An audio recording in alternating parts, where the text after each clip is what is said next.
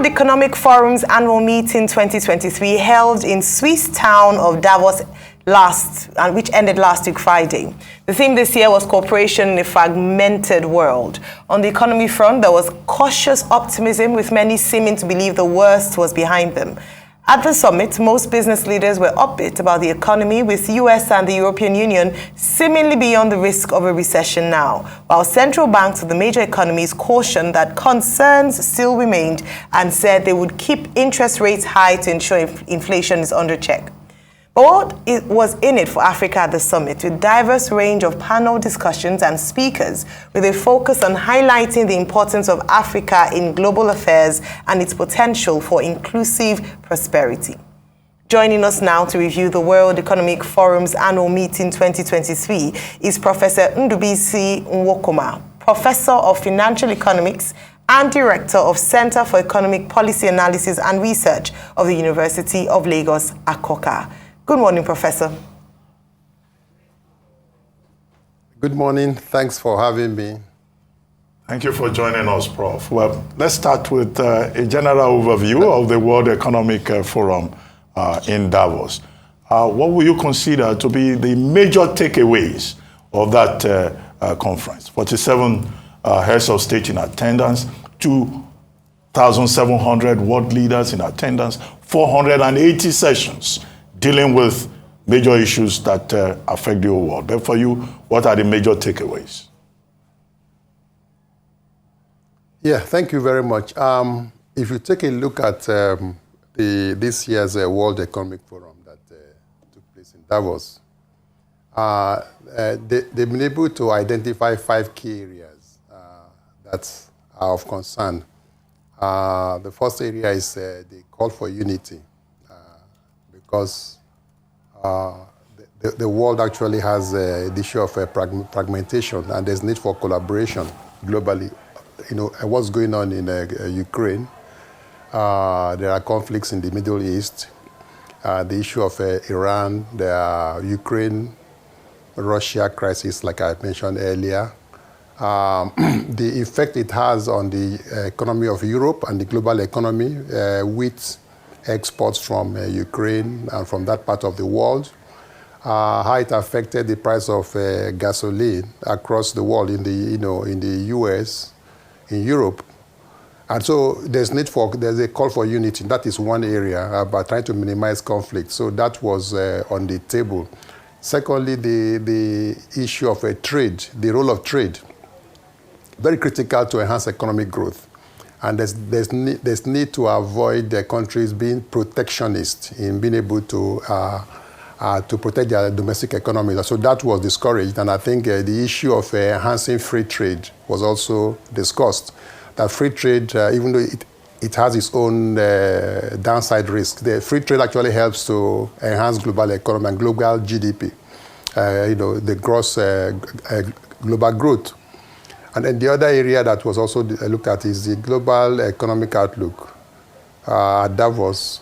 And in as much as the worst is supposedly over, having come out of COVID-19 crisis or challenge, there's also the pessimism across the world that the world may go into another recession this year. That challenge, that fear is there. In as much as we've come out of one, there's a looming recession, and so many economies actually appear to hold this view.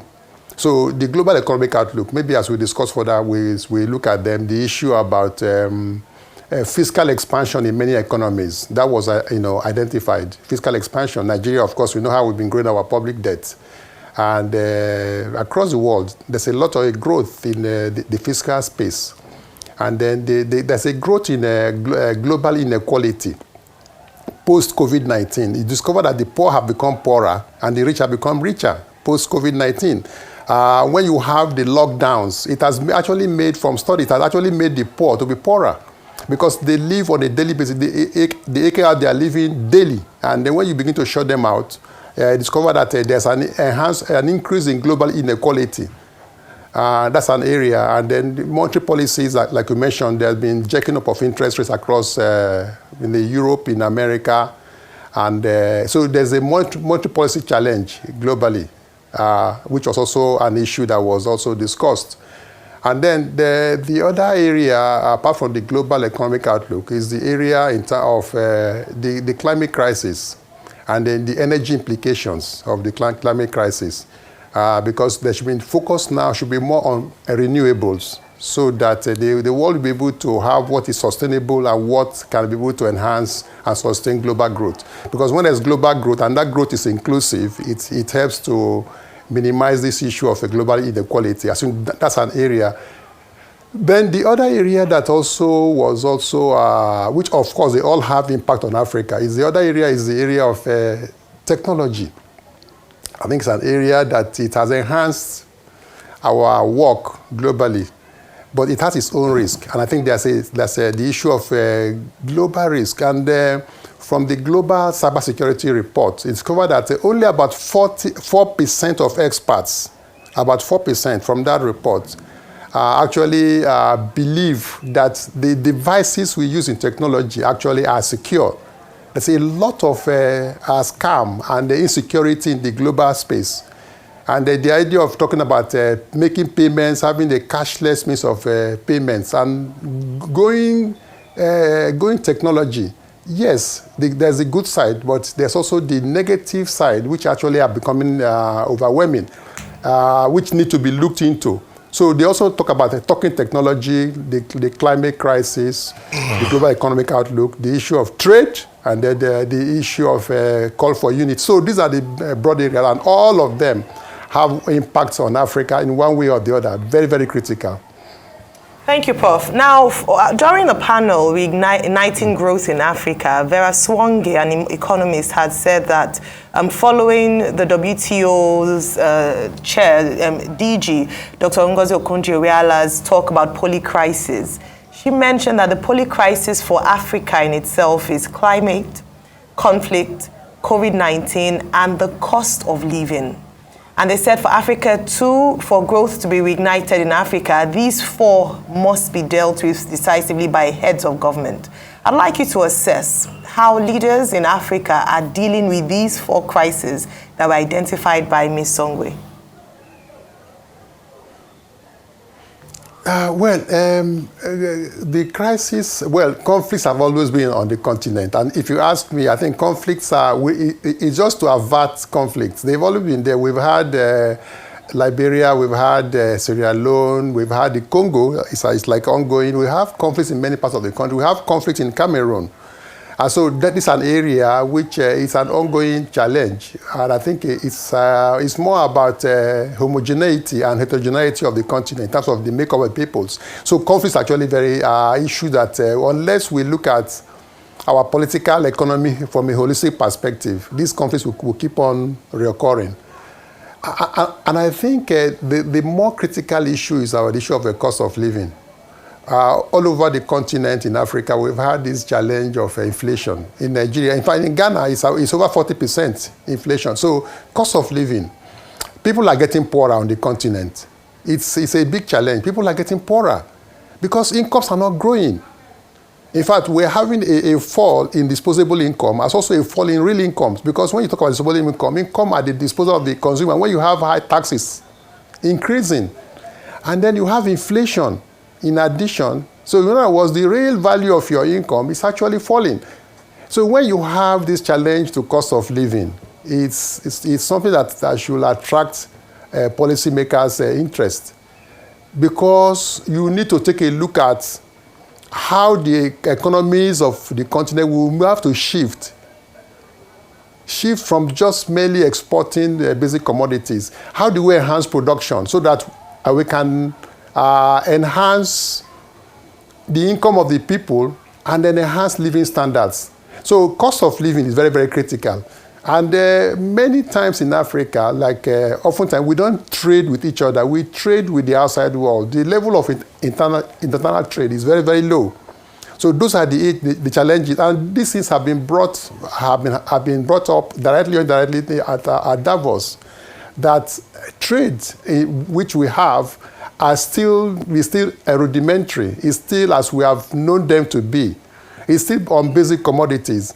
And it's still with partners outside the continent. We don't trade with ourselves. What is the volume of trade between Nigeria and Ghana, or Nigeria and Sierra Leone, or Nigeria and Congo, or Nigeria and South Africa?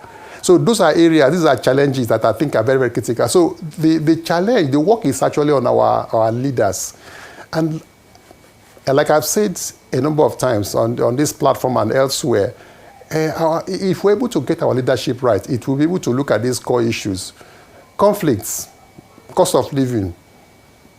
Your monetary policy, we've been jacking up with our interest rate, like currently today, I think today, tomorrow, Nigeria Central Bank and Monetary Policy Committee will meet.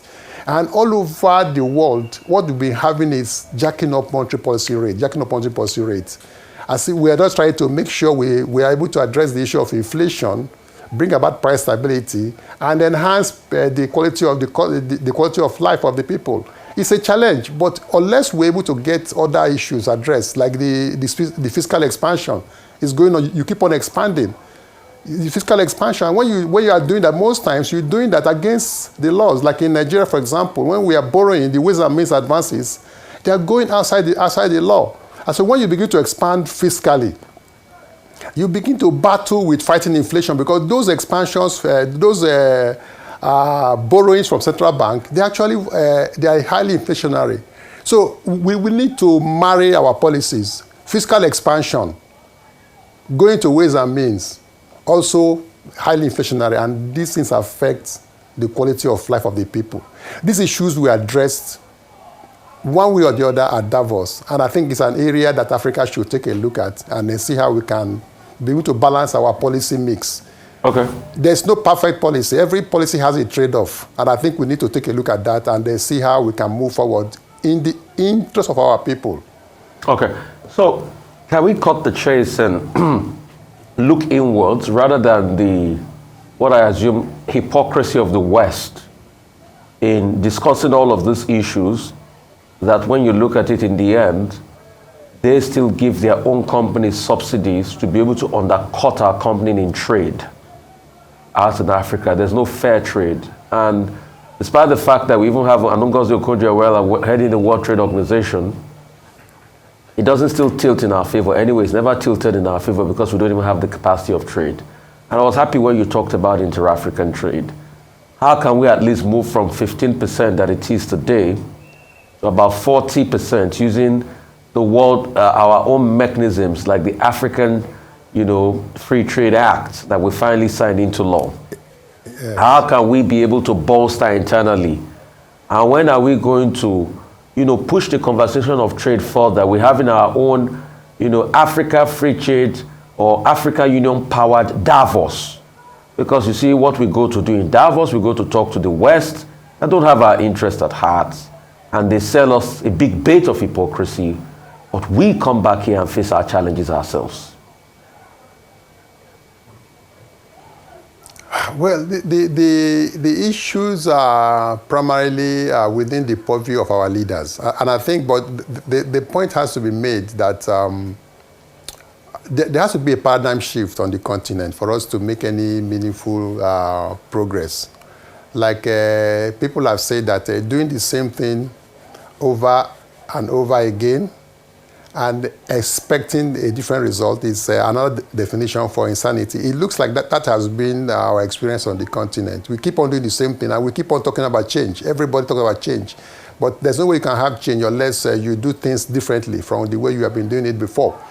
And trade on the continent actually is a big challenge. And I have done papers myself. I've really been in meetings, and this has been discussed exhaustively about the need to expand intra-African trade, because that actually is how we can grow. It's not only trade, even communications. How do we communicate? And oftentimes you have to communicate through Europe. If you want to call somebody in Cote d'Ivoire, you have to, the train has to go through Paris before it gets to Abidjan and things like that. Even transportation. A number of times, the aviation industry is actually skewed against Africa. A lot of things are skewed against us. But we have to start from where we are and then see how we can move on. And like I said, production is going to drive it. The idea of free trade is from the Western perspective, actually it's against Africa. If you look at free trade from that perspective of the West, which means we are able to supply basic commodities, so we should keep on doing that. And then those who are able to supply us with handsets and cell phones should keep on doing that, and then we should trade freely. If you look at free trade from that perspective, it means Africa will remain where it is. And they are talking about, you are strong, you have factor endowments, you have excess labor, so you should focus on labor-intensive activities. And then they have a lot of capital, they should focus on capital-intensive activities. That argument is flawed. It favors the West. And when there's a growth in global income favors the consumption of goods that are manufactured. And Africa is not there. So we need to talk about value addition to our basic commodity. And I think, this point has been made over and over again. Value addition to what we produce. We have to add value. That is value addition to what we produce. And I think until we do that, we keep on trading as it has been, always shipping out basic commodity. We need to add value. And adding value talks about industrialization. And unless that is done, the Africa Continental Free Trade Area, CFTA, is a very good program.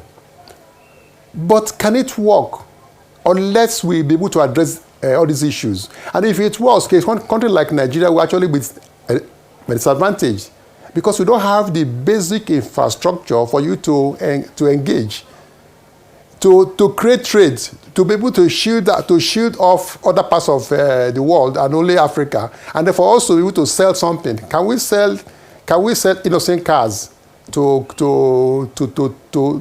Congo or to South Africa? Can those cars compete? Will we be able to sell adire to people in Ethiopia and things like that? So we need to talk about value addition to what we produce. And unless that is done, the whole thing will be directed by the West. They keep on preaching, avoid protectionism. That is actually the language, which of course it makes sense, from a very narrow perspective. Yes, we should promote free trade. Our sister is there at the WTO. But the free trade that favors everybody, not that favors a particular segment. Those who have already arrived into the realm of manufacturing, they should keep on doing that and selling that to us. And we should stay where we are selling. So we need to have this change. Africa will always be disadvantaged unless this change takes place. If we don't do that, we'll be going around in circles. Okay, Prof. Well, if there is anything that Davos proves every year is the fact of global interconnectedness. It's part of the fact that some people are adopting protectionist measures. But there were certain initiatives in Davos. For example, the WTO draft agreement that was tabled there with regard to investment and trade facilitation. And then also the US-led Global Alliance on trade facilitation. And then, of course, there was some talk about the African Continental Free Trade Agreement. But the African voice was muted there. So why is it that our African leaders, when they go to these conferences, most of them just go there to take photographs and just hang around the venue? What would you be saying, for example, to the next government of Nigeria in terms of some of those key issues that were raised, in Davos? Either with regard to technology or with regard to trade facilitation. Nigeria being the biggest market in Africa. Yes, thank you very much. I want to start with with technology. Technology is something we need to be very cautious about. Technology is very critical. Technology has enhanced our way of doing things. I said that earlier. But the risks are quite enormous. And like I said, from the global cybersecurity report, only about 4% of experts believe that our devices are secure. And we see that a lot of hacking into accounts.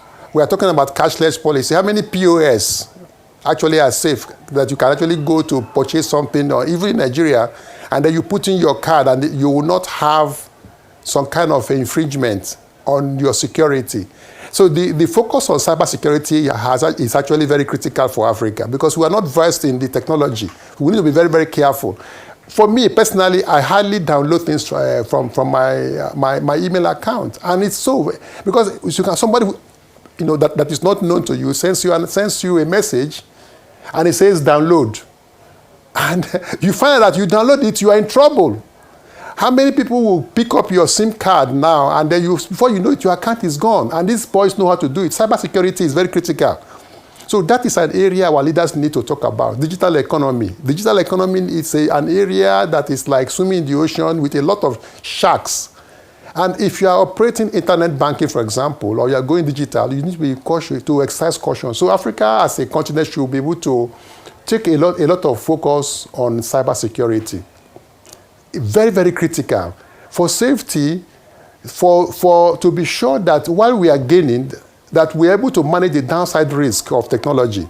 Because so Davos, talk about talking technology, and it was widely acknowledged that the global economy should be very careful, and there's need to focus a lot on cybersecurity. So our leaders need to take that into account as they are bringing to fashion our policies. Central banks should not be in a hurry to talk about cashless economy. Yes, it's very, very good, but the downside risks are there, and they're quite enormous. So we need to be able to make haste slowly, and then we'll be able to get there. So that is one area. On the area of the economic outlook, we talk about the cost of living. It's very critical. Our leaders need to know that we need to address that. On unwarranted borrowing from central banks across the continent, which also helps to create inflation. We need to look at that. The cost of living, every person is getting poorer. And then there's a lot of fiscal expansion. And how does this money go? Most times it's, corruption. There's so much leakage. Our leaders go there, just like you say, take pictures. Sometimes they even go there and sleep. Like we see some picture of people who sleep at meetings. And they just go there, travel, make a extra code, and just sleep throughout the meetings. And then the next leader should not have that kind of attribute. We need to be able to go there, have some good takeaways, come home, protect our cyberspace, enhance our economy, the living standard, enhance trade within ourselves, within the African countries, to see how we can be able to remove the barriers to trade. These barriers are clearly articulated in the ACFTA document. There are barriers. There are tariff and non-tariff barriers. We need to address all these issues. And the way we're doing that, we're able to be more connected, enhance our connection as a continent, trade more among ourselves. Definitely, globalization actually can be dangerous to some countries that are weak. It happens in 4 key areas. We talk about globalization. One area is the area of trade. The other area is of financial flows. Then immigration. And then, of course, the ICT, communication. These are 4 key areas in which, if you now enter the global economy, it's like an ocean. You get swallowed up. So the ACFTA is very, very good. It's like to have some region, some kind of a shield among ourselves, enhance ACFTA, address the trade and non-trade barriers, and be able to look at the negative effects of technology to see so that we don't gain 2 and lose 3. 1 step forward and 2 steps backwards. Technology is very, very good. So Davos looked at technology, and they looked at the issues of cybersecurity, which our leaders should be able to take note of, so that we can enhance our economies in the positive direction. Brilliant. Well, talking about or agreeing with you with regards to raw materials having value rather than just exporting our raw materials. Patrick Njoroge, who is a former governor of the Central Bank of Kenya, suggested that perhaps African leaders should put a ban on some raw materials to encourage building, development of those materials in their home countries, as opposed to exporting them and then bringing them back. I mean, I'd like your view on this. You spoke to that a few minutes ago, but it'd be great for you to speak to some of our raw materials. We have cobalt, some of the materials sought after by countries around the world. Well, if we don't have the capacity to process them, then we have no choice but to export in the raw form. But we need to develop capacity to process. Like I said, if there are certain minerals that actually we don't really have what to do with them, but they are important to some other person, like, we have to. But there are some kind of commodities that we have the capacity, or we can develop the capacity quicker in being able to get them processed, like basic agricultural products, or even trying to add value in areas that are basic minerals, very basic. Even our oil, we don't even add value to our oil. Nigeria is talking about a refinery. We don't add value. We get the oil, we export. So there are categories. There are ones we don't have the capacity to add value. We have to export them in that form. And there are those that we have the capacity, or we can develop the capacity faster to add value. Then we can. So there's no way we can escape attention on industrialization. There's just no way. I don't see how we can, as a continent, be able to escape that route. It's very, very important. And that is how Asia developed. We've said that a number of times. There's no way. You need to add value. The ones you cannot add value to immediately, you have to export in that a basic form. Say a uranium or say cobalt. Niger Republic has a uranium from what we, even Nigeria. There's nothing you can do. If you cannot add value, you cannot use it as somebody needs it, you export it in that form. But there are those that we can add value to. We can develop the capacity quick enough. It's about the focus of our leadership. Leadership is the driver of development. We have country cases that have added value. Asia is just there for it. We don't even need to go too far. The added value, and it's primarily leadership. Leadership that is sustained. And that was the dream behind the third-term agenda, which somebody may not even say it's good or not. But if you look at economies that have actually grown, you have leadership that is sustained for quite a length of time. Or if you don't have that, you have continuity. And that will help us to develop the capacity to be able to process our basic commodities. In my view, a lot can happen if we have a focused leadership. A lot can happen. That is just the key. If you just come in as a leader and you continue business as usual, doing things the way it has been done, then we keep on going. And I will come back here next year, or somebody else will come and discuss Davos, and we say the same thing over and over again. If we're able to get a focused leader, in my view, it will address all these issues frontally and in the right direction. Prof, you cannot be more correct. After all, the World Bank, in their recent development update on Nigeria, wrote that Nigeria needs to adopt business unusual for us to be able to make progress. And you are right, it's all about leadership. Thank you very much, Professor Nwokoma, for joining us on The Morning Show.